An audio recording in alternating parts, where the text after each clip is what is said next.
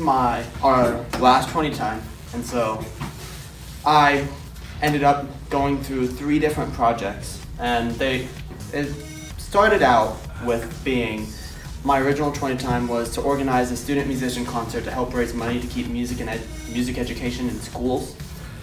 That was going fairly well until I started to realize that I needed to have some quality control, and I couldn't fit that into my daily schedule at school, and that would have to be an after-school thing, and my work schedule during that time could not fit that in.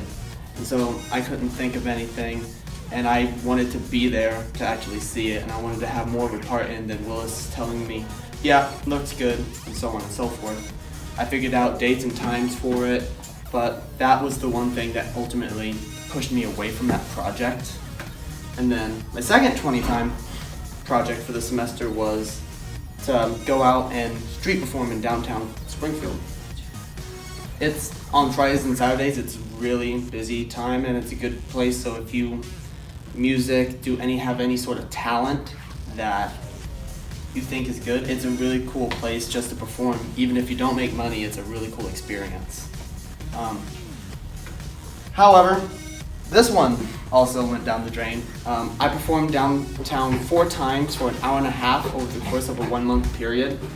I ended my performing after the time due to, once again, work. Unforeseen circumstances came up and our store was bought by new owners. And what ensued after that was me working 50+ hour weeks until now. So I have no time to actually go downtown and invest my time into practicing for it, learning new things, and doing that. However, I did earn, in the 4 times I was downtown, I did earn $45, which is sitting in a savings account until I can find a way to donate to a charity. And my final 20 time Ms. Halp introduced me to was the Change the Game game design contest for Google Play.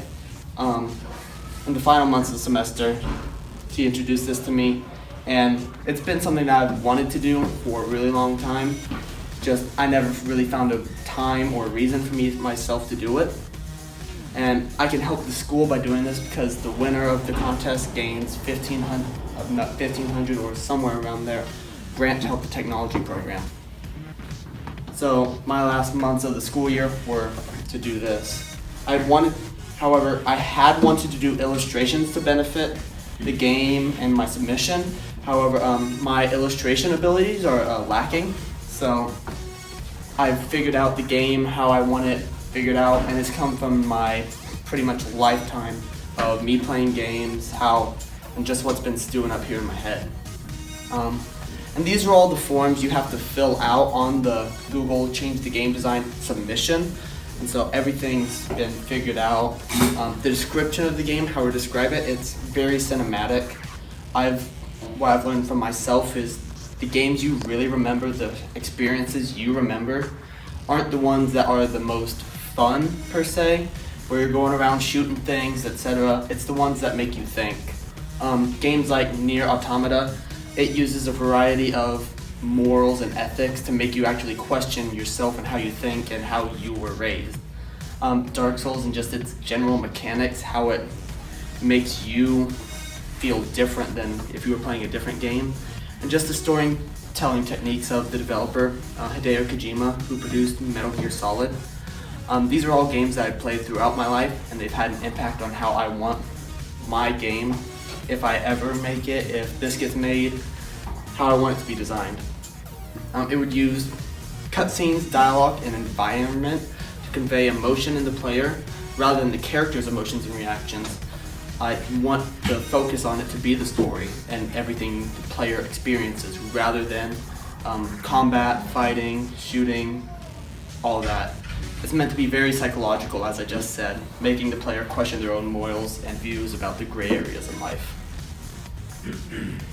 Mechanics, like I said, I want it to be very simple. I want you to actually look at the environment and pay attention to what's around you.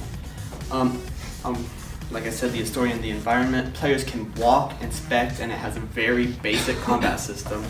I don't want people thinking about, well, what can I use, what can I run?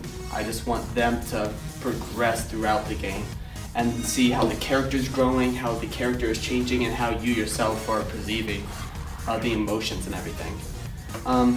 Very basic controls, a joystick for movement and some buttons. What's your motivation to play? I know all of us have read a book, watched a movie. I want the motivation to be from the story and to find out more. There would be many endings. The game would revolve around you actually searching for and looking in the environment for a number of quote-unquote memories to help the protagonist remember. And the number of these you find and the key memories you find would affect the ending and how the protagonist develops throughout. And then like I said, it changes the outcome and teaches the player a different lesson. And what emotions do you want the player to feel? I want no one player to feel the same thing throughout the game. You should feel a multitude of emotions based on you, your personal experiences, and your own psychology. What the character is feeling are merely suggestions. Whatever you feel is up to you. I don't want to say, this should be sad, this should be funny, this should be entertaining.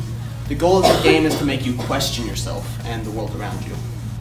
But I want everything you feel to be intense. It should be more of an experience than perceived as a quote-unquote game.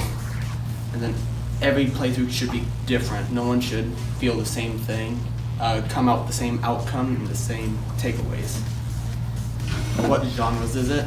Single player, drama, story-driven, cinematic, horror. I don't want it to be action. Don't want it to be something that you play. I want it to be something that you feel. And what did I learn from this? I learned how to actually, from this final project, I learned how to put together something that I've been thinking about for a long time. It taught me how to put my motivation to use. But most of all, what all the projects taught me is how to take failure and turn it into something else, and to keep looking and put it into something. It taught me more about the real world than anything else. My hours really put a restriction on how much I could put myself into the project. And so it's just given me a taste of what's going to happen after today.